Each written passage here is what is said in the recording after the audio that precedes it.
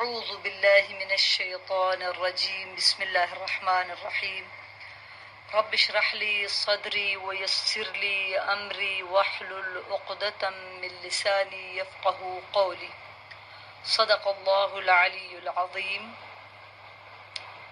تمام ناظرین و سامعین کی خدمت میں السلام علیکم۔ قال رسول صلی اللہ علیہ وآلہ وسلم خیرکم من تعلم القرآن وعلمہ، تم میں سے بہترین وہ ہے جو قرآن کو خود سیکھے اور دوسروں کو سکھائے۔ پروردگار کا شکر ہے کہ اس نے ہمیں یہ توفیق بخشی ہے کہ ہم اس کے کلام پاک کو سیکھنے اور سکھانے کا کام کریں۔ تجوید القرآن کے دوسرے سبق کے ساتھ آپ کی خدمت میں حاضر ہوں۔ انشاءاللہ کہ پہلے سبق میں آپ کے لیے واضح ہو گیا ہوگا کہ قرآن کریم کی خوبصورت تلاوت کے لیے قوانین تجوید کو سیکھنا کتنا ضروری ہے، اور وہ مقامات جہاں تجوید کے قوانین کا جاننا اور سیکھنا زیادہ ضروری ہے وہ نماز کی ادائیگی۔ ہمیں قرآن پاک کی عظمت و اہمیت کو ذہن میں رکھتے ہوئے قوانین تجوید کو سیکھنا چاہیے تاکہ قرآن مجید کی تلاوت کا بہترین اجر پا سکیں اور باطنی طور پر پاکیزہ ہو سکیں۔ تجوید کے بہت سارے قوانین ہیں، مگر ہم ابتدائی طور پر فقط انتہائی ضروری قوانین پر بحث کریں گے۔ آج ہم حروف کی صفات لازمہ اور عارضہ پر بات کرتے ہیں۔ سب سے پہلے خوبصورت تلاوت کے لیے جو اہم اصول ہیں وہ دو ہیں۔ نمبر ایک، حروف کے صحیح تلفظ کے لیے مخارج یعنی منہ میں حروف کے نکلنے کی جگہ کو جاننا۔ نمبر دو، حروف کی صفات، حرکات، علامات کا خیال رکھنا۔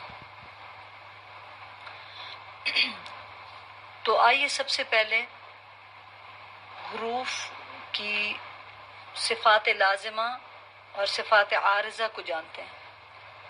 حروف کی جیسا کہ آپ سب کو معلوم ہے کہ حروف تہجی، عربی حروف تہجی کی تعداد 28 یا 29 ہے۔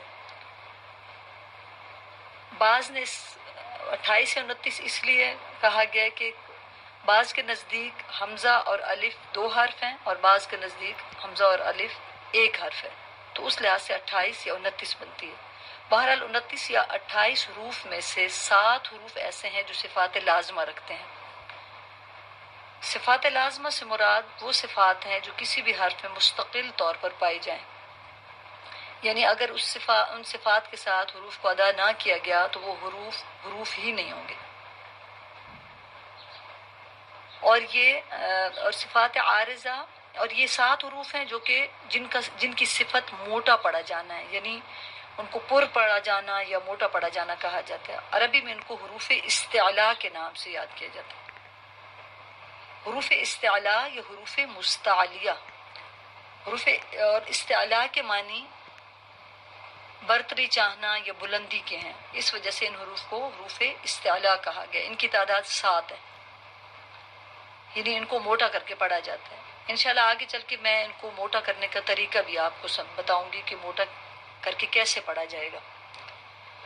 اب جو حروف صفات عارضہ ہیں، صفات عارضہ کی غلطیاں جو ہیں وہ مکروہ کہلاتی ہیں، اور صفات لازمہ کی غلطی جیسا کہ میں پہلے بتا چکی ہوں کہ صفات لازمہ کی غلطیاں جو ہیں وہ حرام غلطیاں ہوتی ہیں، اور صفات عارضہ کی غلطیاں مکروہ غلطیاں ہیں۔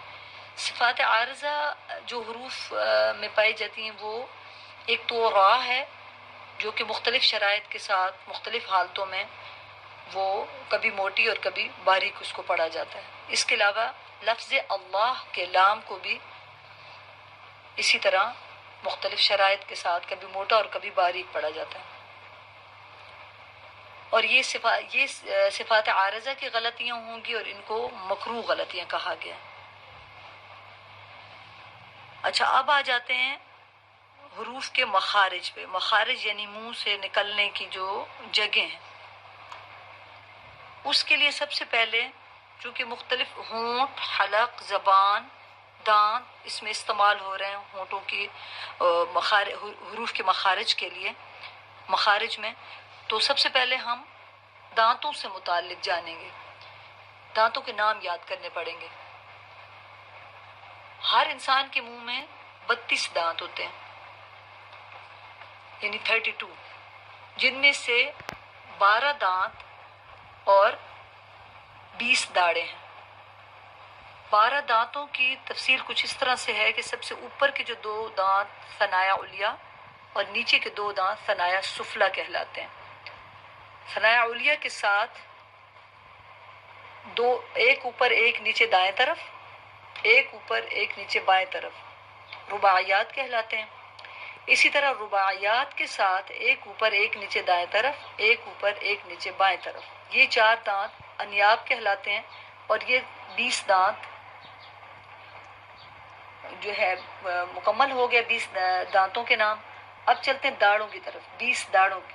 20 داڑوں کی کچھ تفصیل اس طرح سے ہے کہ انیاب کے ساتھ ایک اوپر ایک نیچے دائیں طرف، ایک اوپر ایک نیچے بائیں طرف وواحق داڑیں ہیں، جو کہ ان کی تعداد 4 ہے۔ وواحق اس لیے ان کو کہا گیا کیونکہ ضحک ہنسنے کے معنوں میں ہے، تو جب سے بھی داڑیں نظر آتی ہیں اس وجہ سے ان 4 داڑوں کو وواحق کہا گیا۔ اسی طرح وواحق کے ساتھ 3 اوپر 3 نیچے دائیں طرف، 3 اوپر 3 نیچے بائیں طرف طواحن ہیں۔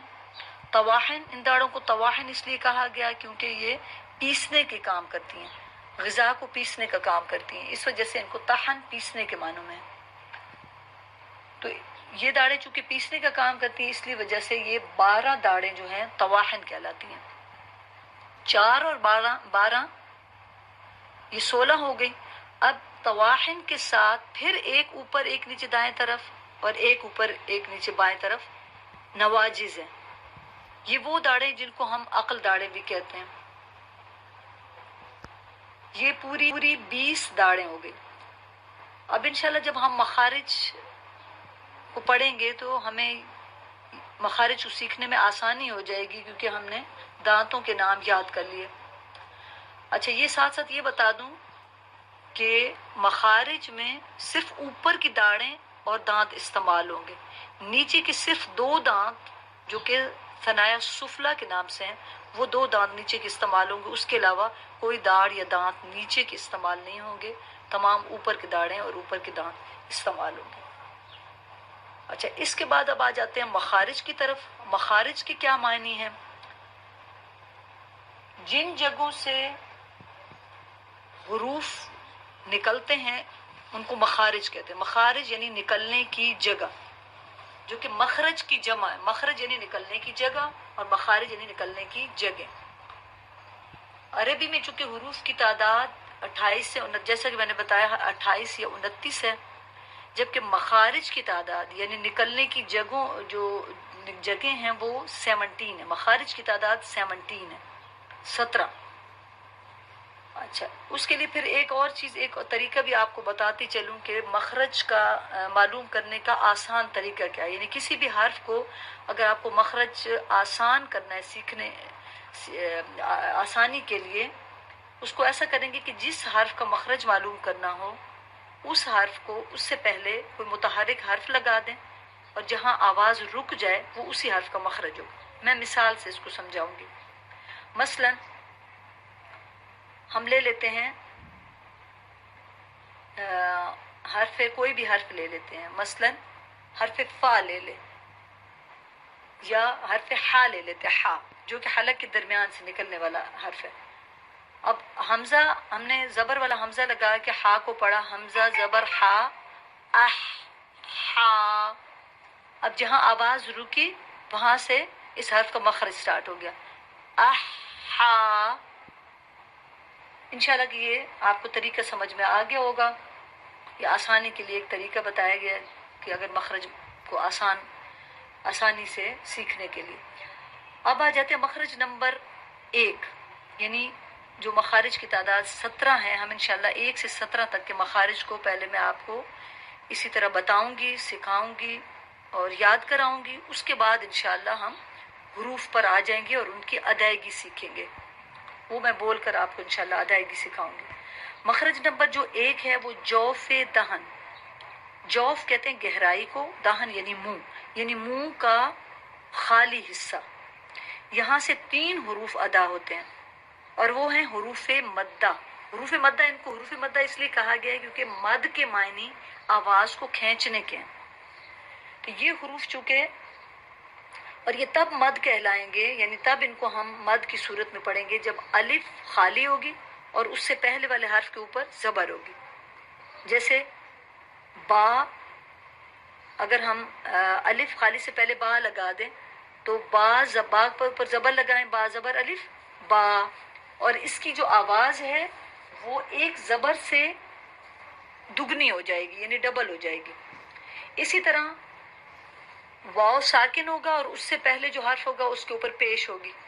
مثلا اسی با کو ہم لے لیتے ہیں، با کے اوپر پیش لگا کے واو ساکن کے ساتھ ملا کر پڑھیں گے تو ہو جائے گا با پیش واو بو، یعنی زبر سے ڈبل آواز ہو جائے گی. ڈبل سے مراد یعنی اس کو 2 ٹک بھی کہہ سکتے ہیں، 2 ٹک کی مقدار میں ہم اس کو کھینچ کر پڑھیں گے. بو با بو. اسی طرح یا ساکن سے پہلے زیر ہونی چاہیے، یا ساکن ہونی چاہیے. یہ یاد رہے کہ الف خالی ہوگی، واو بھی ساکن ہوگا اور یا بھی ساکن ہوگی. اچھا، یا ساکن سے پہلے زیر ہونی چاہیے. اب اسی با کو لے لیتے ہیں، با کے نیچے زیر لگاتے ہیں اور اس کے ساتھ یا ساکن لگا لیتے ہیں. یا ساکن سے پہلے زیر، با زیر یا بی بی، یعنی اس کی آواز 2 ٹک، وہی یعنی 2 سیکنڈ تک، 2 سیکنڈ کی یا 2 ٹک کی آواز کھینچ کر اس کو ہم پڑھیں گے. اب تینوں کو ایک ساتھ پڑھتے ہیں، با بو بی. یہ ہو گیا حروف مدہ. یہ ان کا مخرج نمبر 1 اور جوف دہن، یعنی مخرج کا نام ہے جوف دہن، اور یہاں سے حروف ادا ہونے والے حروف جو ہیں وہ حروف مدہ ہیں، جو کہ 3 ہیں، الف واو یا. اور ان کی شرائط میں نے بتا دی کہ الف خالی سے پہلے زبر ہونی چاہیے، واو ساکن سے پہلے پیش ہونی چاہیے اور یا ساکن سے پہلے زیر ہونی چاہیے. اچھا، مخرج نمبر 2 پر آ جاتے ہیں. نمبر 2 جو ہے وہ اقصائے حلق. حلق کو 3 حصوں میں تقسیم کیا گیا.